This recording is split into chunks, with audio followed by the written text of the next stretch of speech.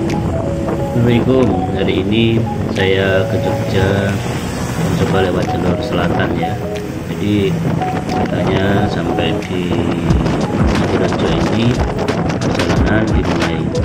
Kemudian saya berpikir ketika sampai kita rehat sejenak untuk mengganti oli karena setengah perjalanannya. Nah, di sini di dekat SMP 2 ini mulai masuk kota, saya ambil gambarnya karena dari sinilah mulai tampak gambutnya sangat bagus menurut saya. Nah, setelah mampir bengkel, ngobrol sama tukang bengkelnya itu, tanyain mau kemana, mau ke Jogja. Cobalah mas lewat jalur selatan karena untuk tantangan petualangan dinikmati, perjalanannya bagus, jalannya halus, kemudian kalau mampir pantai juga dekat-dekat itu. Nah, oke lah kalau begitu. Karena hari ini juga santai, aku nyoba langsung selatan. Nah, ini lewat itu, kemudian ini lumayan agak bergelombang, masuklah. Nah, di sini saya udah lama sekali nggak lewat jalur ini ya, mungkin perkiraan tahun 2005 saya terakhir lewat. Ini masuk di pasar Eromoko, belok kiri, kemudian mengikuti aspal terus. Lumayan panas ini suhunya, sekitar jam sampai sini jam setengah 10-an mungkin ya. Nah, kemudian lumayan halus, lumayan ini dinikmati. Sampai di pasar Prajamantoro beberapa meter sebelumnya sudah lumayan ramai, menunjukkan aktivitas ekonomi. Kemudian disinilah di perempatan besar itu Google Maps saya mengarahkan untuk belok kanan ya. Tadi ngobrol sama tukang bengkel tadi untuk lurus, tapi saya memastikan dengan WA salah satu guru di daerah situ bahwa kalau mau ke Jogja lewat beloknya kanan lampu Bangjo, tetapi kalau bawa mobil hati-hati karena di sana banyak ini ya jalanan dan turunan yang tiba-tiba begitu. Nah, ini belok kanan, ini arah pantai Saking. Terus di Jalan Nasional 3 sejauh pernah lewat 26 tapi km. agak lupa begitu ya.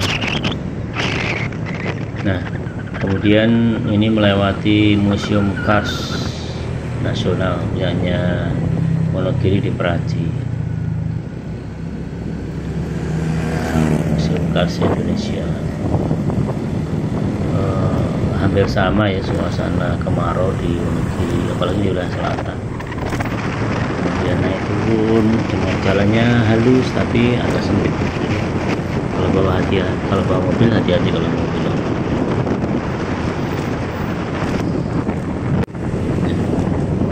Tampilannya agak ke kiri ya karena tempat HP saya taruhnya di sebelah kiri, di spion sebelah kiri. Tampak ciri khas batu kapur yang ditata di pinggir ya. Kering lah suasananya.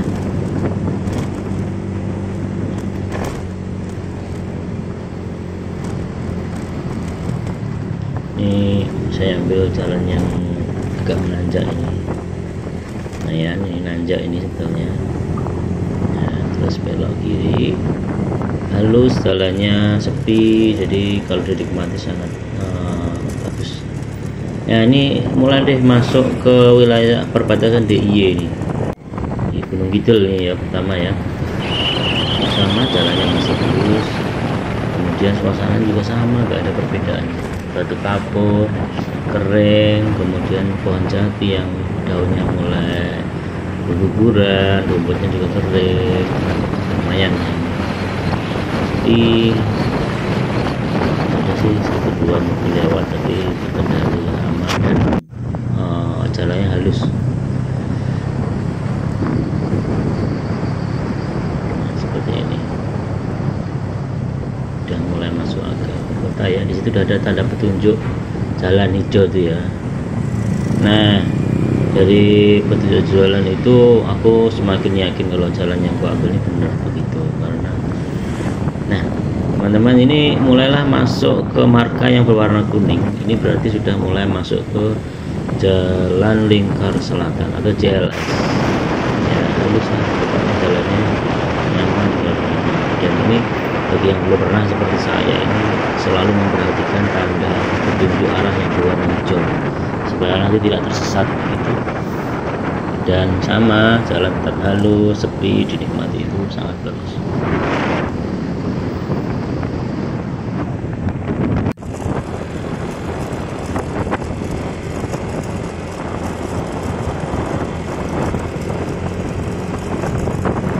Nah, teman-teman, nih lihat nih, ada pegunungan yang dikepras di bawah jalan seperti di Bali itu ya.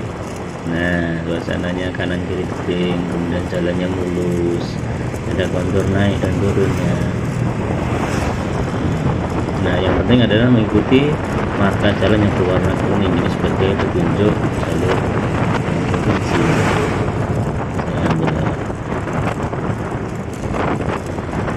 Terus di daerah sini itu mulai banyak, karena banyak pegunungan kapur ya. Ini ada tambang batu kapur di kiri dan kanan. Ini dibuat apa ya, batu gamping itu buat dolomit atau apa yang campuran buat industri. Ada juga yang dalam bentuk batu gelondong-gelondong begitu. Ada yang dibakar di bentuk apa ya itu ya, bubuk dolomit untuk pertanian supaya tidak terlalu asam itu. Kemudian di daerah sini ya mulai dan yang pasti jalannya tetap halus. Ini masuk di wilayah Bedoyo, masih di Gunung Kidul juga nih.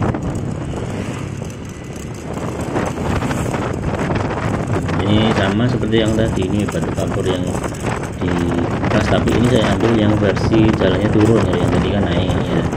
Ini turun. Jadi kan kalau turun itu harus sering remnya dilepas, direm lagi supaya tidak panas remnya.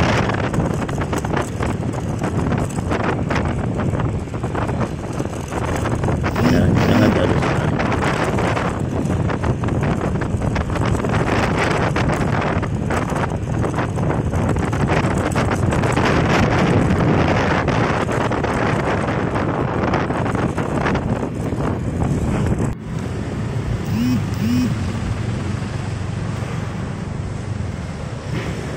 Nah, ini mulailah masuk kota. Di depan itu ada sebelah kanan saya sebetulnya itu tampak alun-alun Gunung Kidul, tapi baru direnovasi.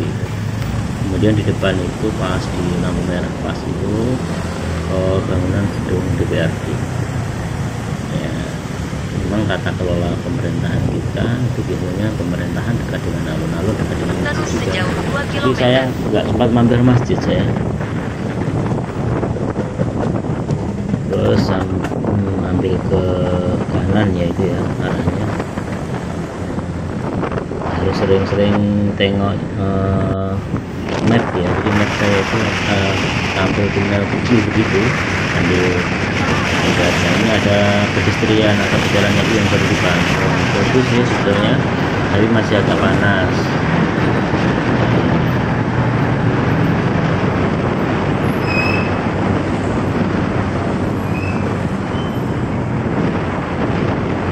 Petunjuk arah yang berwarna hijau itu wajib diperhatikan. Saya sih kalau bagi yang baru seperti saya, beda dengan teman-teman mungkin yang sudah sering lewat sini ya. Nah, aku kemarin tuh juga tanya temen yang sekarang tinggal di Jogja, rumahnya Manyaran, ternyata dia lewatnya juga Weru, kemudian Wedi Bayan, baru ke Klaten, itu yang jalur terdekat. Nah, kenapa saya tertarik untuk lewat sini? Nah, yang menarik setelah agak melewati hutan ini ya, ini itu banyak yang jual walang goreng dadakan. Itu ada wajannya juga, ada yang ditaruh di toples. Pikiran sih mau beli, tapi kayaknya keburu waktu, saya terlanjur nanti kalau udah terlalu panas ya. Jadi aku lanjut aja perjalanannya.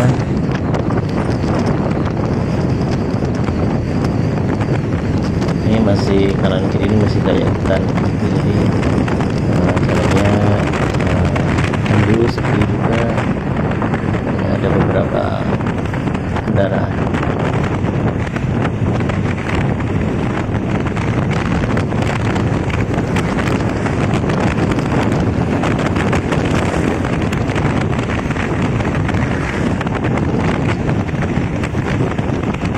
Ini kayak ini ya,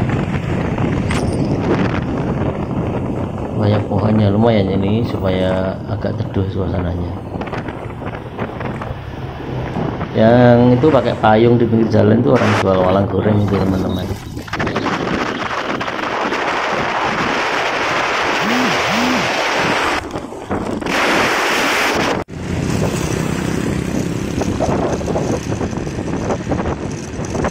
Nah di sini ini melewati Taman Amaryllis atau ini ya, di Patok yang terkenal ketika musim penghujan tiba. Nah terus ini ditutup jalannya karena sedang ada pembangunan bahu jalan. Jadi di sepanjang jalan itu sisi yang sebelah selatan itu kan agak ada jurang gitu, dan jalannya itu mulai retak-retak begitu, maka mulai dibangun. Nah di titik ini mendekati titik ikonik di Gunung Kidul. Jadi ketika masuk Gunung Kidul itu ada tulisan besar Gunung Kidul, dan akan dibangun taman di situ, sehingga kanan kiri itu dibangun supaya tidak longsor juga, karena ditutup diperbolehkan lewat kanan ini. Jadi ini baru saja dibuka, tapi yang sebelah kanan kosong, jadi saya ambil sebelah kanan. Nah, pas di tikungan inilah ada beberapa taman yang sebenarnya bagus, tapi nggak bisa berhenti karena jalannya baru difungsikan separuh ya, jadi nggak bisa mampir. Nah itu kan ada taman-taman, ada gak perahunya juga, terus ada yang sebelah kanan itu dibangun. Kalau yang sebelah kiri taman, terus gazebo, terus ada ini tuh alat beratnya terlihat kan, ada tulisan besar Gunung Kidul itu yang berwarna kuning itu.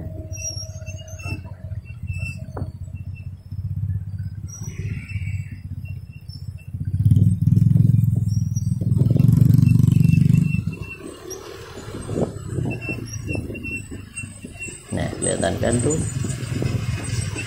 ini bagus buat selfie tapi nggak bisa berhenti.